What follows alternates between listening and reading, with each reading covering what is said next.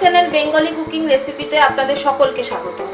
আজকে আমি একটি খুবই সহজ রান্না আপনাদের সঙ্গে শেয়ার করব। এই রান্নাটা সকলেই বাড়িতে বানান, আমি আমার মতন করে এই রান্নাটি তৈরি করব।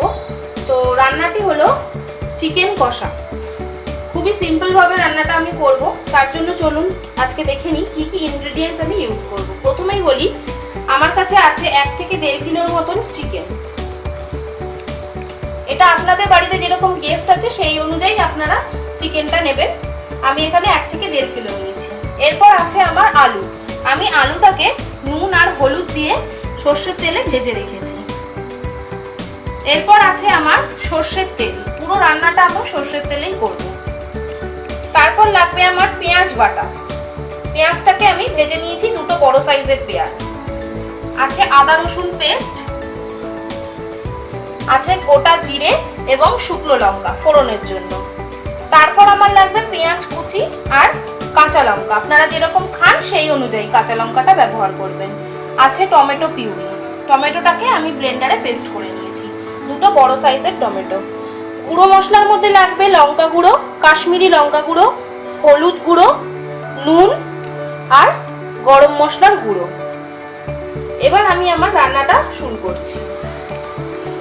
আমি এখানে কড়াইয়ে তেল দিয়েছি, এই তেলেই আমি আলু ভেজেছিলাম। আমি রান্নাটা এই তেলেই করব। প্রথমে আমি এই তেলটার মধ্যে ফোড়ন দেব।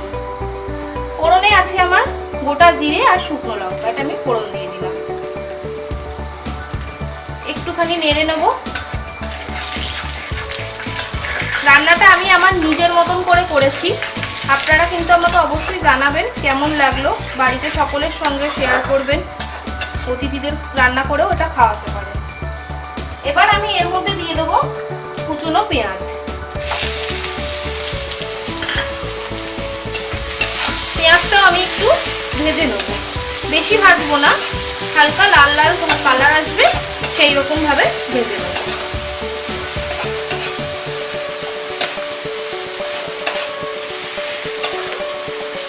পেঁয়াজটা যাতে তাড়াতাড়ি নরম হয়ে যায় সেই জন্য আমি এর মধ্যে সামান্য একটুখানি নুন অ্যাড করে দিলাম। এতে আমার পেঁয়াজটা তাড়াতাড়ি নরমও হয়ে যাবে এবং ভালো মতো ভাজাও হয়ে যাবে।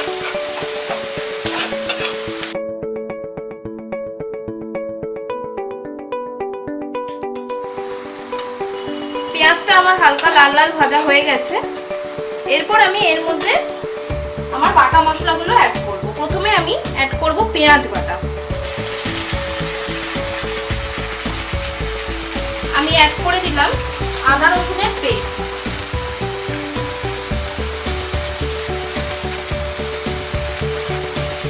এরপর আমি টমেটো পিউরি যেটা করে রেখেছিলাম সেটাও অ্যাড করব।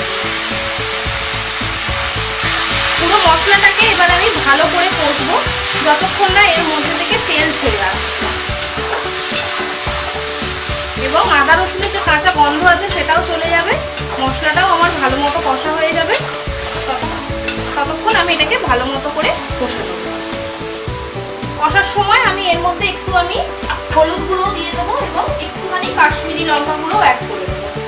আমি এখন অল্প পরিমাণে দিচ্ছি, পরে যখন চিকেন অ্যাড করবো তখন আমি আরেকটু 1 চামচ হলুদ আর 1 চামচ কাশ্মীরি লঙ্কা গুঁড়ো আমি অ্যাড করে দিলাম। দিয়ে এবার ভালো করে এটাকে করতে হবে যতক্ষণ না এ থেকে তেল বেরোচ্ছে।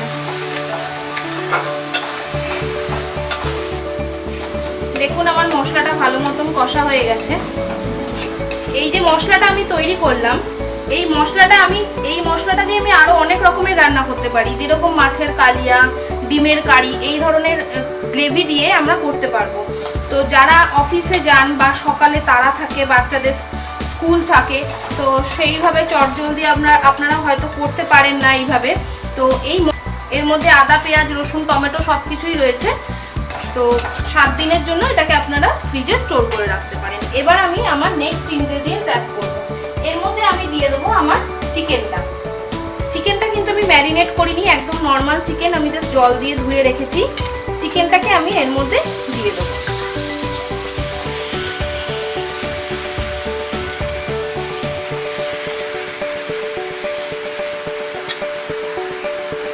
চিকেনটা দিয়ে এবার আমি এটাকে ভালো করে একটু নেড়ে নেবো। মশলাটার সাথে ভালো করে মাখিয়ে দেবো। কড়াটা আমি একটু সাঁড়াশি দিয়ে ধরে নিচ্ছি।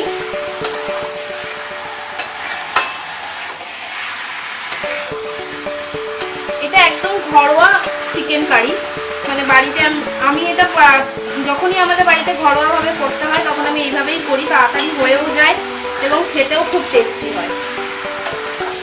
এটাকে আমি এর মধ্যে মাখিয়ে নিলাম ভালো করে মশলাটাকে।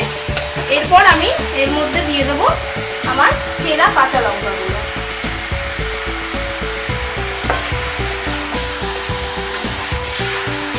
চেরা কাঁচা লঙ্কাগুলো দিয়ে দিলাম। দিয়ে এর মধ্যে আমি আরো একটু নুন অ্যাড করব।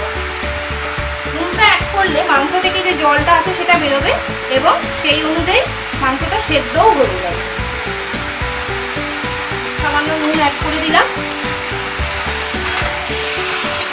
এরপর আমি এটাকে আরেকবার নেড়ে দিয়ে এটাকে একটুখানি ঢেকে রাখবো। 5 থেকে 10 মিনিটের জন্য এটাকে একটু ঢেকে দেবো।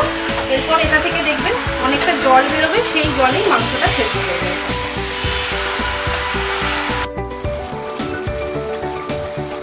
এটাকে আমি ঢাকা দিয়ে রেখেছিলাম, মাংসটা অনেকটা নরমও হয়ে গেছে এবং জল বেরিয়েছে দেখুন।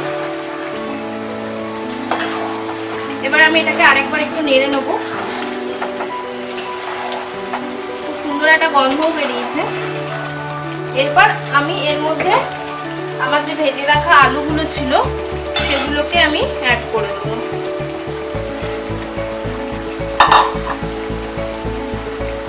এবার সামান্য হলুদ গুঁড়ো অ্যাড করব।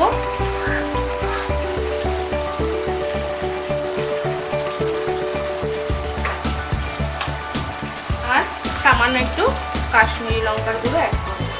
এই লঙ্কার গুঁড়োতে কিন্তু ঝাল হয় না, জাস্ট কালারের জন্য দেওয়া। দিয়ে এবার আমি এটাকে আরেকবার ভালো করে নেড়ে চেড়ে দেবো। আলুটা ভাজার সময় অল্প খানিকটা সেদ্ধ হয়ে গেছে। এরপর এরকম ভাবে কষাতে কষাতে আলুটা আরো সেদ্ধ হয়ে যাবে, মাংসটাও ভালো মতো সেদ্ধ হয়ে যাবে।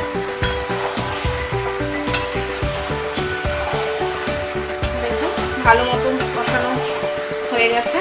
এবার আমি এটাকে আরেকটুখানি ঢেকে রেখে দেবো।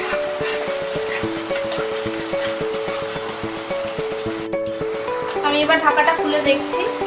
দেখুন আমার ঝোল অনেকটা রস বেরিয়েছে চিকেনটা থেকে।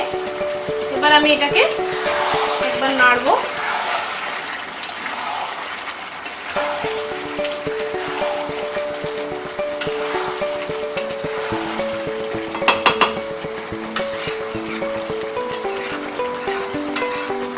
আলুটাও আমার সেদ্ধ হয়ে গেছে। এবার আমি এর মধ্যে আরেকটু যে আমার নুন দরকার ছিল, আমি আগে নুন দিয়েছিলাম এবং মিডিলে একবার দিয়েছিলাম, আমার আরো একটু নুন দরকার আছে, সেই জন্য আমি আরেকটু নুন অ্যাড করে দিলাম। আপনারা যেরকম নুন খান, অনেকে বেশি খায় অনেকে কম খায় নুন, সেই অনুযায়ী আপনারা নুনটাকে অ্যাড করবেন। এবার আমি এটাকে একটু ভালো করে নেড়ে নেবো।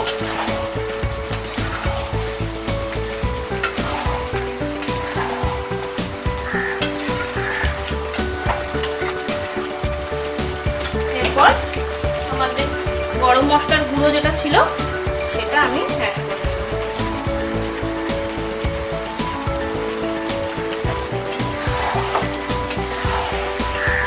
রান্নাটা আমার কমপ্লিট হয়ে গেছে। এবার আমি এটাকে কিছুক্ষণ ঢেকে রেখে নামিয়ে দেবো। আঁচটা বন্ধ করে দিয়ে কিছুক্ষণ ঢেকে রাখবো যাতে গরম মশলার গন্ধটা সব কিছুর সাথে মিশে যায় ভালোভাবে। তারপর আমি এটাকে নামিয়ে নেব।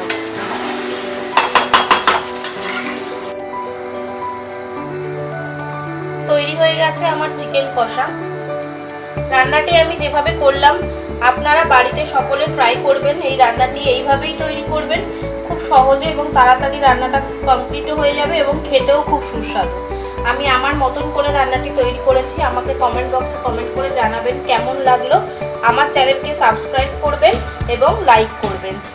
আরও নিত্য নতুন রেসিপি পেতে আমার সঙ্গে থাকুন এবং আপনারা যদি কোনো রেসিপি আমার দ্বারা দেখতে চান, যে চান আমি বানাই, তাহলে আমাকে কমেন্ট বক্সে কমেন্ট করে জানাবেন। আমি নিশ্চয়ই চেষ্টা করব সেই রেসিপিটি রান্না করে আপনাদের সকলের সাথে শেয়ার করার। আজকের মতন এইটুকুই। দেখা হবে আরেকটি এপিসোডে নতুন আরেকটি রান্না নিয়ে।